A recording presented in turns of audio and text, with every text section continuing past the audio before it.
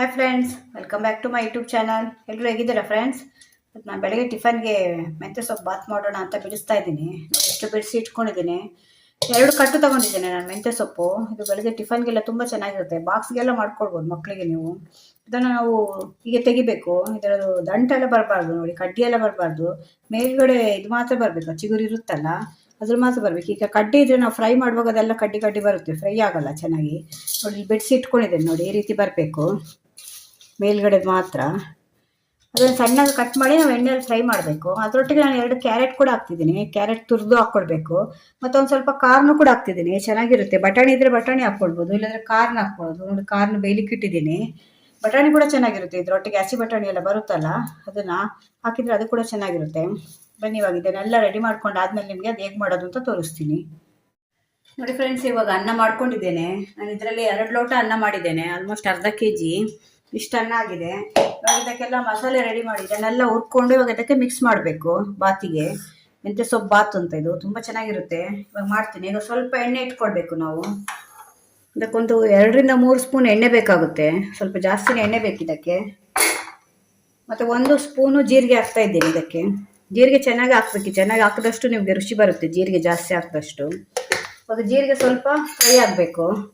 ಈಗ ನೋಡಿ ಜೀರಿಗೆ ಸ್ವಲ್ಪ ಫ್ರೈ ಆಗಿದೆ. ಇವಾಗ ಇದಕ್ಕೆ ನಾನು ಸೊಪ್ಪು ಹಾಕ್ತಾ ಇದ್ದೇನೆ. 2 ಕಟ್ಟು ಸೊಪ್ಪು ತಗೊಂಡೆ, 1 ಕಪ್ ಆಗಿದೆ ಅದು ಇದರಲ್ಲಿ ನೋಡಿ. ಇದನ್ನು ಸ್ವಲ್ಪ ಫ್ರೈ ಮಾಡ್ಕೊಳ್ಬೇಕು ನೀವು. ಅದು ಸೊಪ್ಪಿಗೆ ಹಸಿ ವಾಸನೆ ಇರುತ್ತಲ್ಲ, ಅದು ಹೋಗೋವರೆಗೂ ಒಂದು ಚೂರು ಫ್ರೈ ಮಾಡ್ಕೊಂಡ್ರೆ ಸಾಕು. ಸೊಪ್ಪಲ್ವ ಬೇಗ ಫ್ರೈ ಆಗೋಗುತ್ತೆ ನೋಡಿ. ಆಲ್ಮೋಸ್ಟ್ ಬೇಗ ಆಯ್ತಿದೆ ಫ್ರೈ. ಇವಾಗ ಇದು ಫ್ರೈ ಆಗ್ತಾ ಇರುವಂತ ಇವಾಗ ಇದಕ್ಕೆ ಕ್ಯಾರೆಟ್ ತುರಿ ಕೂಡ ಹಾಕ್ತೀನಿ ನಾನು. ಇದೆಲ್ಲ ತುಂಬ ಏನು ಫ್ರೈ ಆಗಬೇಕು ಅಂತಿಲ್ಲ, ಹಾಫ್ ಬಾಯ್ಲ್ ಅಂತ ಹೇಳ್ತಾರಲ್ಲ ಹಾಗಾದರೆ ಸಾಕು ಇದು. ಇವಾಗ ಇದು ಕ್ಯಾರೆಟ್ ಒಂದು 2 ನಿಮಿಷ ಫ್ರೈ ಮಾಡ್ಕೊಳ್ಬೇಕು ಕ್ಯಾರೆಟ್ನ. ನೋಡಿ ಈಗ ಸ್ವಲ್ಪ ಫ್ರೈ ಆಯಿತು, ಕಲರ್ ಚೇಂಜ್ ಆಗಿದೆ ನೋಡಿ. ಈಗ ಕ್ಯಾರೆಟದು ಮತ್ತು ಸೊಪ್ಪಿದು ಈಗ ಕಲರ್ ಚೇಂಜ್ ಆದರೆ ಸಾಕು. ನೀವು ತುಂಬ ಫ್ರೈ ಮಾಡಿಕೊಂಡ್ರೆ ಮುದ್ದೆ ಆಗುತ್ತೆ ಅದು. ಅಷ್ಟೊಂದು ಫ್ರೈ ಮಾಡ್ಕೊಳ್ಬೇಡಿ, ಇದು ಕಲರ್ ಚೇಂಜ್ ಆದರೆ ಸಾಕು. ನೋಡಿ ಈಗ ಆಗ ಆರೆಂಜ್ ಇತ್ತಲ್ಲ, ಈಗ ಕಲರ್ ಚೇಂಜ್ ಆಗಿದೆ. ಈಗ ಕಲರ್ ಚೇಂಜ್ ಆಗುತ್ತೆ ಅಂತ ಹೇಳುವಾಗ ನೀವು ಕಾರ್ನ್ ಇದೆ ಅಲ್ಲ ಅದನ್ನು ಹಾಕ್ಕೊಳ್ಳಿ.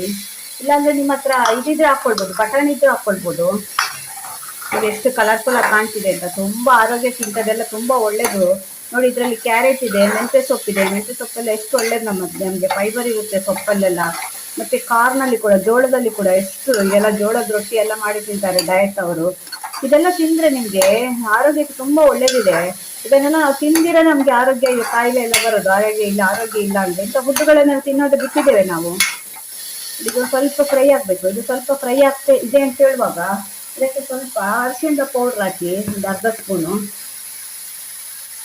ಸ್ಪೂನು ಅರಿಶಿಣದ ಪೌಡ್ರ್ ಹಾಕಿ ಸ್ವಲ್ಪ ಮಿಕ್ಸ್ ಮಾಡಿ. ಮತ್ತು ನೀವು ಇದಕ್ಕೆ ನಾನು ಖಾರಕ್ಕೆ ಏನು ಹಾಕ್ತೇನೆ ಅಂತ ನೀವು ಆಲೋಚನೆ ಮಾಡ್ಬೋದು. ನಾನು ಇದನ್ನು ಬಾತಿದ ಪೌಡರ್, ಮೆಂತ್ಯ ಸೊಪ್ಪಿನ ಬಾತ್ ಅಂತ ಹೇಳೋದು, ಅದಕ್ಕೆ ಬಿಸಿಬೇಳೆ ಬಾತ್ ಪೌಡ್ರ್ ಇದೆಯಲ್ಲ ಅದನ್ನು ನೀವು 1 ಬಿಸಿಬೇಳೆ ಬಾತ್ ಪೌಡ್ರ್ ಮಾಡಿ ಇಟ್ಕೊಂಡ್ರೆ ತುಂಬ ಯೂಸ್ ಆಗುತ್ತೆ ನಿಮಗೆ. ಇದು ಮೆಂತ್ಯ ಸೊಪ್ಪು ಬಾತಿಗೆ ಹಾಕ್ಬೋದು, ಕ್ಯಾರೆಟ್ ಬಾತಿಗೆ ಹಾಕ್ಬೋದು, ಕ್ಯಾಪ್ಸಿಕಮ್ ಬಾತಿಗೆ ಹಾಕ್ಬೋದು, ವೆಜಿಟೇಬಲ್ ಬಾತಿಗೆ ಹಾಕ್ಬೋದು. ಈ 1 ಪೌಡ್ರಿಂದ ಎಷ್ಟೊಂದು ಅಡುಗೆ ಮಾಡ್ಬೋದು ಬಿಸಿಬೇಳೆ ಬಾತ್ ಪೌಡ್ರಿಂದ. ನಾನು 1 ಪೌಡ್ರ್ ಯೂಸ್ ಮಾಡಿಕೊಂಡು ಸುಮಾರು ಟೈಪಲ್ಲಿ ಮಾಡ್ತೇನೆ. ಇದು ನೋಡಿ ಇದರಲ್ಲಿ ನೀವು ಖಾರ ನೋಡ್ಕೊಳ್ಳಿ. ಇದು ಸ್ವಲ್ಪ ಖಾರ ಇದೆ, ಅದಕ್ಕೆ ನಾನು 1 ಸ್ಪೂನ್ ಹಾಕ್ತಾ ಇದ್ದೇನೆ. ಸ್ವಲ್ಪ ಮೆಣಸಿನ್ಕಾಯಿ ಖಾರ ಇದ್ದು, ಕಡಿಮೆ ಖಾರ ಇದ್ದು 2 ಸ್ಪೂನ್ ಹಾಕ್ಕೊಳ್ಬೋದು. ನಾನು 1 ಸ್ಪೂನ್ ಹಾಕ್ತಾ ಇದ್ದೇನೆ. ಮತ್ತು ಹಾಗೆ ಸ್ವಲ್ಪ ಉಪ್ಪು ಕೂಡ ಹಾಕ್ತಿದ್ದೇನೆ. ಉಪ್ಪು ಆಮೇಲೆ ಅನ್ನಕ್ಕೆ ಮಿಕ್ಸ್ ಮಾಡುವಾಗ ನೋಡ್ಕೊಂಡು ಹಾಕಿ. ಇವಾಗ ನಾನು 1 ಸ್ಪೂನ್ ಹಾಕ್ತಾ ಇದ್ದೇನೆ ಉಪ್ಪು. ಇದನ್ನೆಲ್ಲ ಹಾಕಿ ಮತ್ತೆ ಮಿಕ್ಸ್ ಮಾಡಬೇಕು. ಎಷ್ಟು ಒಳ್ಳೆ ಪರಿಮಳ ಬರ್ತಾ ಇದೆ ಅಂದರೆ ನೋಡಿ.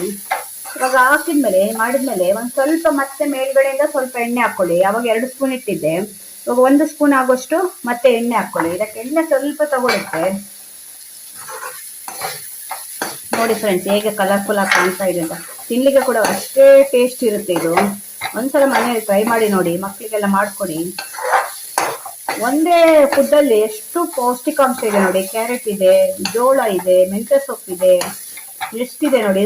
ಇದು ಪೌಡ್ರ್ ಮಾಡಿದ್ದೆಲ್ಲ ಕಾಳುಗಳು, ಅದೆಲ್ಲ ಉದ್ದಿನಬೇಳೆ ಅದೆಲ್ಲ ದೇಹಕ್ಕೆ ಹೋಗುತ್ತೆ ನಮ್ಮದು.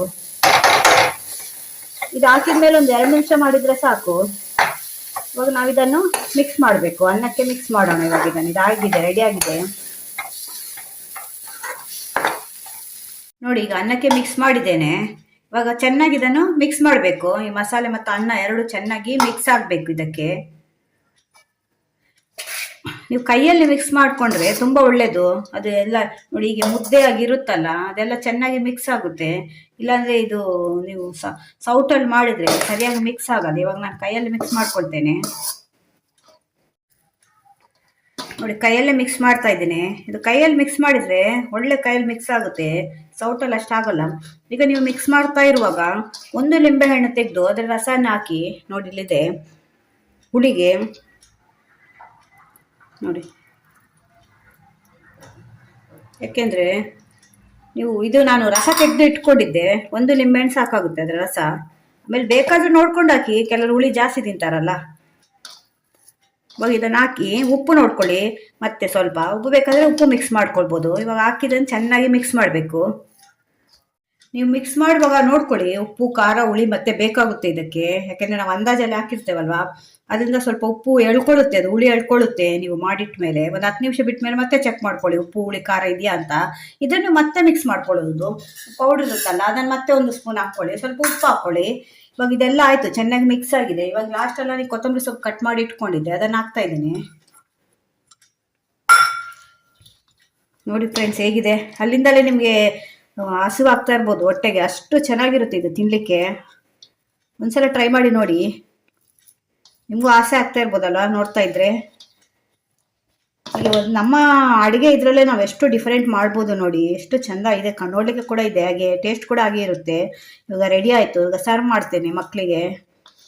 ಅದನ್ನು ನೀವು ಬಾಕ್ಸಿಗೆ ಕೂಡ ಮಾಡ್ಕೊಡ್ಬೋದು. ನಿಮ್ಮ ಹಸ್ಬೆಂಡ್ ಆಫೀಸ್ಗೆ ಹೋಗ್ತಾರೆ ಅಂದರೆ ಅದಕ್ಕೆ ಕೂಡ ಮಾಡ್ಕೊಡ್ಬೋದು, ಮಕ್ಕಳಿಗೆ ಬಾಕ್ಸಿಗೆ ಕೂಡ ಮಾಡ್ಕೊಡ್ಬೋದು. ಈಸಿ. ನಿಮಗೆ ಅನ್ನ ಮಾಡಿಟ್ಕೊಂಡು ಈ ಮಸಾಲೆ ಮಾಡಲಿಕ್ಕೆ ಕರೆಕ್ಟಾಗಿ ನಿಮಗೆ 10 ರಿಂದ 15 ನಿಮಿಷ ಸಾಕು. ಅನ್ನ ಅಂತ ನಾವು ಮಾಡ್ತೇವಲ್ಲ ಮನೇಲಿ, ಹೇಗಿದ್ರು ಚಿತ್ರಾನ್ನ ಎಲ್ಲ ಮಾಡುವಾಗ ಅನ್ನ ಮಾಡ್ತೇವಲ್ಲ, ಇದನ್ನು ಮಾಡಲಿಕ್ಕೆ 10 ರಿಂದ 15 ನಿಮಿಷ ತಗೊಳುತ್ತೆ ಅಷ್ಟೇ. ನೋಡಿ ಈಗ ರೆಡಿ ಆಯಿತು. ನೋಡಿ ಫ್ರೆಂಡ್ಸ್, ಮಕ್ಕಳಿಗೆ ಈಗ ಸರ್ವ್ ಮಾಡ್ತಾ ಇದ್ದೇನೆ. ನೋಡಿ ಎಷ್ಟು ಚೆಂದ ಕಾಣ್ತಿದೆ, ಎಷ್ಟು ಹೆಲ್ದಿ ಫುಡ್ ಇದು, ಎಷ್ಟು ಹಾಕಿದ್ದೇವೆ ನಾವು. ನಿಮ್ಮ ಮನೆಗೆ ಯಾರಾದರೂ ಗೆಸ್ಟ್ ಬಂದರೂ ಕೂಡ ಮಾಡಿಕೊಡಿ, ಅವ್ರಿಗೆ ತುಂಬ ಇಷ್ಟ ಆಗುತ್ತೆ. ನಾನು ಮನೆಯಲ್ಲಿ ಗೆಸ್ಟ್ ಬಂದಾಗ ಸುಮಾರು ಸಲ ಮಾಡಿದ್ದೇನೆ, ಕೆಲವರೆಲ್ಲ ಇದನ್ನು ತಿಂದೇ ಇಲ್ಲ. ತುಂಬ ಚೆನ್ನಾಗಿದೆ ಅಂತೇಳಿ ಅವರು ಮನೆಯಲ್ಲೆಲ್ಲ ಟ್ರೈ ಮಾಡಿದ್ದಾರೆ. ನೀವು ಒಂದ್ಸಲ ಟ್ರೈ ಮಾಡಿ. ನಾನು ಈ ವಿಡಿಯೋ ನಿಮ್ಗೆ ಇಷ್ಟ ಆದರೆ ನನ್ನ ಚಾನಲ್ ಸಬ್ಸ್ಕ್ರೈಬ್ ಮಾಡ್ಕೊಂಡು ನೋಡಿ ಫ್ರೆಂಡ್ಸ್. ಮತ್ತು ನೀವು ಇದ್ರೊಟ್ಟಿಗೆ ಏನು ತಿನ್ಬೋದು ಅಂತ ಅಂದ್ಕೊಂಡ್ರೆ ನಾನು ಮೊಸರಿಟ್ಟು ಕೊಡ್ತೇನೆ. ಮೊಸರು ಕಾಂಬಿನೇಷನ್ ತುಂಬ ಚೆನ್ನಾಗಿರುತ್ತೆ. ಬೇಕಾದ್ರೆ ನೀವು ಚಟ್ನಿ ಕೂಡ ಮಾಡ್ಕೊಳ್ಬೋದು, ಇಲ್ಲ ಹಾಗೆ ಕೂಡ ತಿನ್ಬೋದು, ಖಾರ ಇರುತ್ತೆ ಅದು. ಈಗ ಮೊಸರು ಕಾಂಬಿನೇಷನ್ ತುಂಬ ಚೆನ್ನಾಗಿರುತ್ತೆ.